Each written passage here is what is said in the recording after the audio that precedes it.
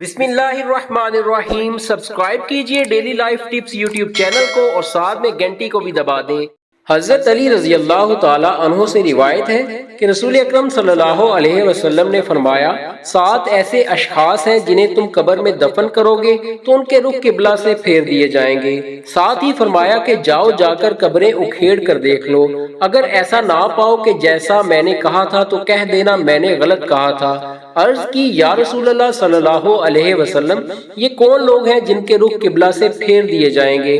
حضور صلی اللہ علیہ وسلم نے ارشاد فرمایا، پہلا شارب الخمر یعنی شراب پینے والا، شراب پلانے والا، شراب بیچنے والا، شراب خریدنے والا یا شراب کو منتقل کرنے والا، ان سب پر اللہ کے رسول صلی اللہ علیہ وسلم نے لعنت بھیجی ہے۔ ایک روایت میں آیا ہے شراب پینے والا بت پوجنے والے کی طرح ہے، شرابی جب مرتا ہے اسے مرتے وقت کلمہ نصیب نہیں ہوتا، اور دوسرا یہ کہ اس کا قبلہ سے رخ پھیر دیا جاتا ہے۔ نمبر 2، انسانوں کی خرید و فروخت کرنے والا، یعنی وہ افراد جو انسانی اعضاء یا مکمل انسان کی خرید و فروخت کرتے ہیں، ان کا رخ بھی مرنے کے بعد قبر میں قبلہ سے پھیر دیا جاتا ہے۔ نمبر 3، جھوٹی گواہی دینے والا۔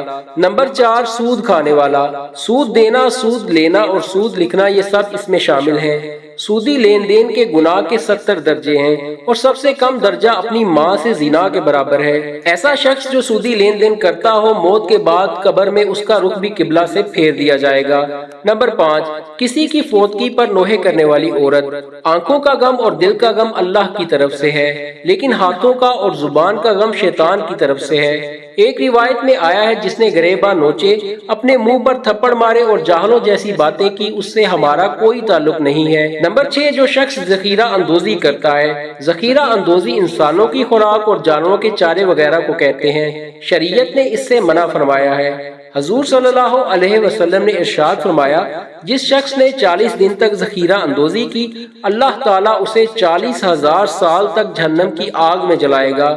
تو ایسے افراد جو ذخیرہ اندوزی کرتے ہیں، ان کے رخ بھی قبر میں قبلہ سے پھیر دیے جائیں گے۔ نمبر 7، جو شخص نماز تو پڑھتا ہے مگر جماعت سے نہیں پڑھتا، یعنی نماز با جماعت ادا نہیں کرتا۔ اللہ پاک سے دعا ہے اللہ پاک ہمیں ان تمام گناہوں سے بچنے کی توفیق عطا فرمائے، آمین یا رب العالمین۔ دوستو، ویڈیو پسند آئے تو لائک کر دیجیے گا۔